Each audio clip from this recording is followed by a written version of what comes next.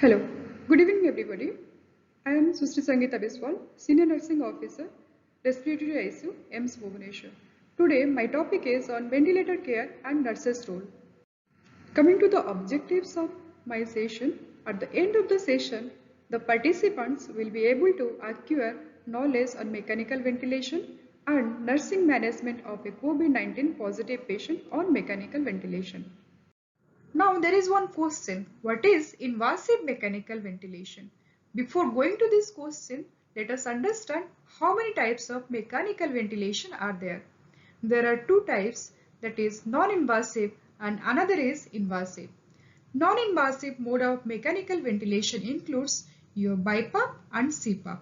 But in invasive mode of mechanical ventilation, you have to give mechanical ventilation by a endotracheal tube. And you have to intubate the patient by putting an endotracheal tube into the trachea. Now question comes, how the ventilator gives support in invasive mechanical ventilation. Invasive mechanical ventilation is a form of life support measure with positive pressure ventilation. Now here I have kept a picture of a ventilator. This ventilator is of Nellcor Puritan Bennett ventilator. It's a top end variant which I am using in my unit, that is respiratory unit of AIMS Bhubaneswar. Usually when you come across the ventilator or when you receive a patient on ventilator, we just think really it's a very difficult job to handle a ventilator. But I am telling you it's very simple as your mobile phone. You can operate it very easily if you know some basic settings. This ventilator has three parts. The first part is the screen. In the screen, you can view all the settings of your patient and how your patient is performing during mechanical ventilation. The middle part is the assembling unit. In this assembling unit, you are going to connect the circuit and other accessories needed for mechanical ventilation. In the bottom part, there is the compressor, and the compressor generates medical air. Now in the back of the ventilator, there are two tubings, one for medical air and another for oxygen hose pipe. You are connecting those tubings to the source of medical air and another for oxygen source. There will be a power cord for power, so you can connect all those things before starting your ventilator. Now what we have done, we have already chosen the ventilation type, that is invasive mode of mechanical ventilation. There are some sub-modes of invasive mechanical ventilation. Whether you have chosen a ventilator of top end variant or a low end variant, you can find minimum 3 type of configuration or 3 type of mode of mechanical, that is invasive mechanical ventilation. These are spontaneous. Next one is SIMV, that is synchronized intermittent mechanical ventilation, and the last one is assist or control type of ventilation. In control ventilation, you are going to control the tidal volume or the pressure. Now we will discuss all these modes of ventilation one by one. So the first mode of ventilation is spontaneous mode of mechanical ventilation. What happens here? Patient breathes spontaneously. The machine is not giving any pressure breath. The patient needs only specific FiO2 to maintain its normal blood gases. So basically it's a winning mode. When you are going to win the patient from the ventilator, then you are trying for spontaneous ventilation.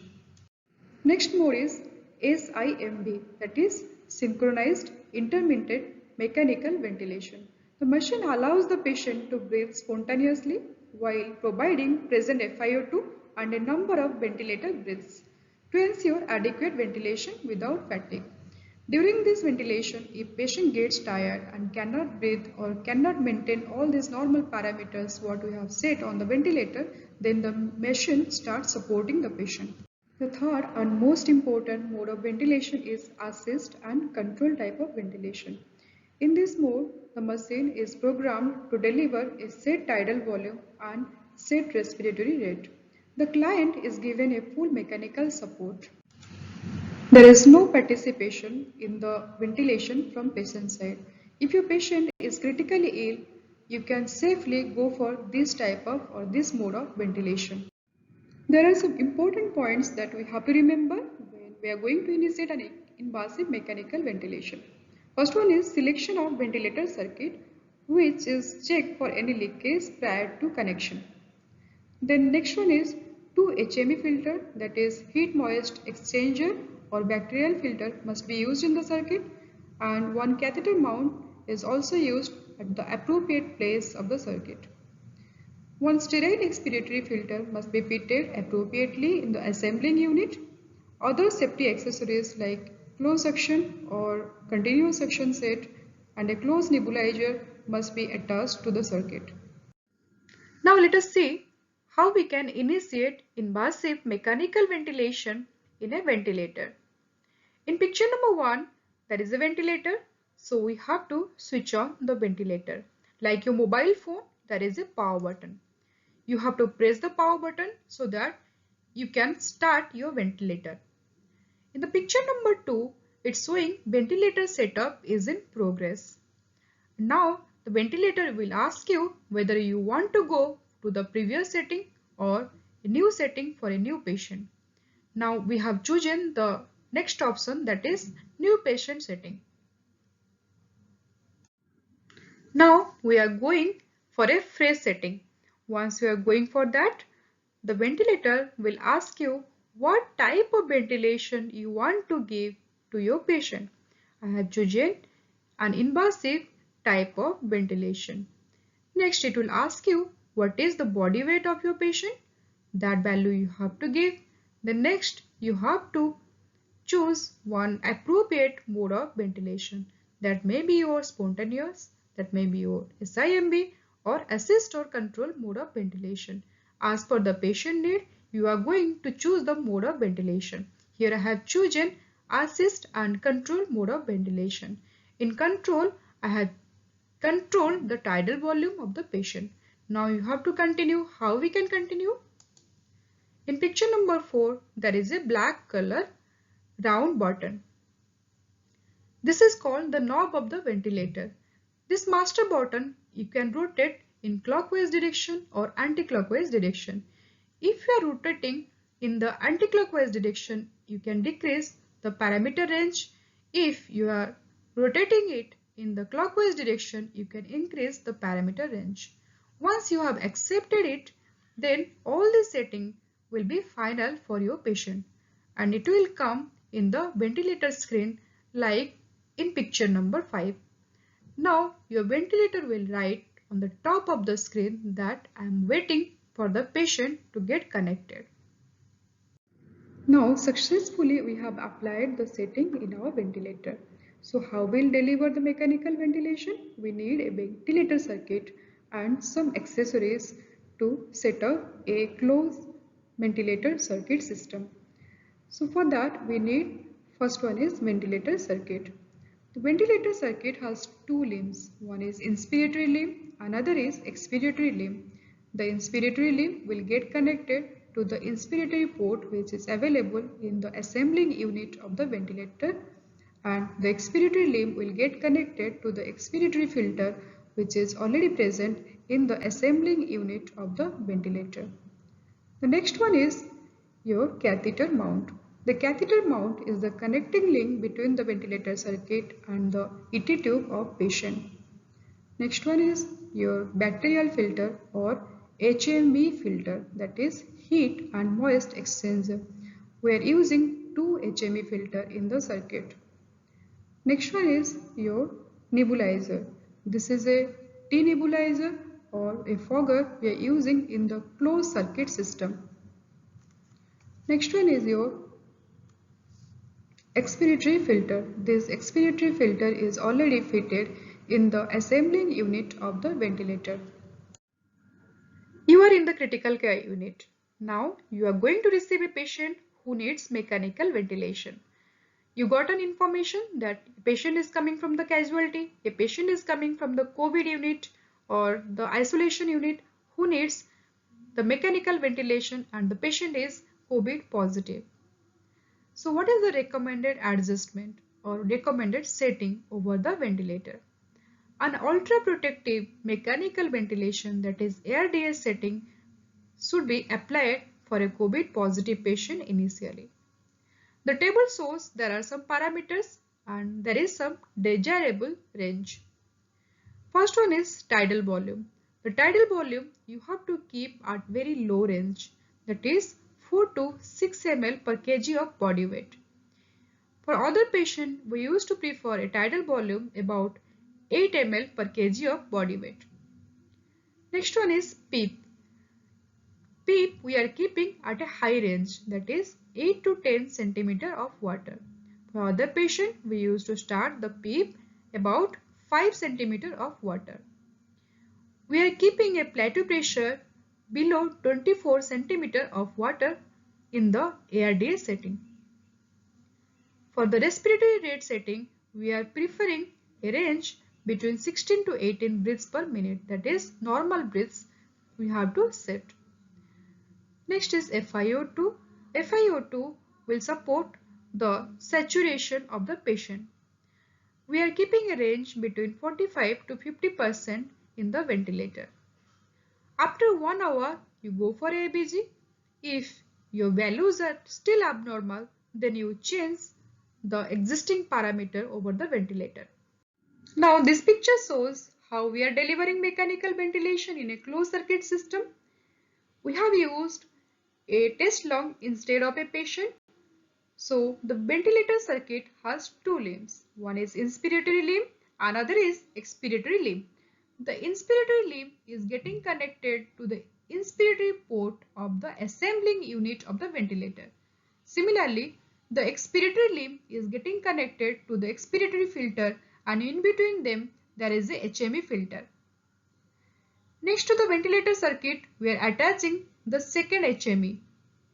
And after this HME filter, we are connecting the nebulizer, that is the T-piece nebulizer. To the nebulizing T-piece, we are connecting a catheter mount. This catheter mount is getting connected to the ET tube of the patient. And by this circuit, we are going to deliver the mechanical ventilation to the patient in a safe manner. During mechanical ventilation, there are some risk procedures for a COVID positive patient who is on mechanical ventilation. First one is open suctioning of respiratory tract, and next one is nebulization, and next is chest compression or CPR. All these procedures will be explained one by one. Usually in the critical care unit, if your patient is intubated and patient is on mechanical ventilation, you are going for open suctioning. If you are going for open suctioning, it generates a lot of erosion into the environment, which exposure is really dangerous and may spread the infection to the healthcare members. But if we are going for a continuous suction or closed suction, this erosion may not get generated into the environment. So what are the objectives if we are using this continuous suction or closed suction set in the circuit? The objectives are to preserve the PEEP, to prevent aerosol generation, to ensure a patent airway. Already I have shown you we have connected a nebulization T-piece or a fogger in the circuit. A closed circuit nebulizer is highly recommended. You have to clamp the catheter mount, put nebulization solution into the nebulizer, then you release the clamp and start nebulization. In the next slide, there is a picture showing how we are giving nebulization. In this picture, I am showing how we are giving nebulization in the closed circuit system. There is a catheter mount. First, you have to clamp the catheter mount at the middle of the catheter mount. Then, the fogger has to be opened, and in that fogger, you have to instill the desired amount of nebulizing solution and close the port of the fogger. Then, switch on the nebulization and release the clamp. Now your patient will get nebulization in the closed circuit system. The next high risk procedure is the chest compression or CPR. It is highly aerosol generating procedure. So we have to take some special precaution and we have to don proper PPE. Cover the nose area of the patient with a gauze pad during CPR and continue mechanical ventilation during the CPR and you should not switch off your ventilator during the CPR. During mechanical ventilation, you may face some troubles. These are the emergency situation during mechanical ventilation. If we are not going to attend those things, then it may lead mechanical failure or failure in mechanical ventilation. So how we'll identify these all problems? There is some system like alarms. When there is a problem in delivering mechanical ventilation, the ventilator used to give some alarms. This alarm used to come in form of some color and some written instruction used to come over the screen. So there is some alarms which are coming in red light or red color. So first one is circuit disconnect alarm. Next one is low oxygen alarm, that is low supply of oxygen alarm. And third one is high peak pressure in the circuit. These three alarms used to come in red light. The fourth one is AC power loss and compressor inoperative. The fourth one used to come in yellow light. So what is the troubleshooting measures that nurses has to take? That will be discussed in the next slide. So already we have seen there are some alarms in the previous slide. So there are some red color alarms and there are some yellow color alarms. If alarm coming in red color, you should not ignore it. So first red color alarm is circuit disconnection. If your circuit has disconnected, immediately you have to reconnect the circuit. Next one is low oxygen concentration or low supply of oxygen. So immediately you have to change the source of oxygen supply. Next one is high peak pressure. As your ventilator is giving positive pressure ventilation, if there is any blockage, so immediately it will give an alarm of high peak pressure. So what you have to do? Immediately you go for suctioning or blockage removal. Next one is your AC power loss and compressor inoperative. If your power fails, then compressor will not work. So what you have to do? Immediately you have to provide a power backup to the ventilator. The nursing management of patient on mechanical ventilation. Special attention must be given to the patient on mechanical ventilation to prevent any potential complication. The alarms coming over the ventilator screen must not be ignored. The patient must be in sedation according to the hospital protocol to prevent agitation or restlessness. Why we are giving sedation here?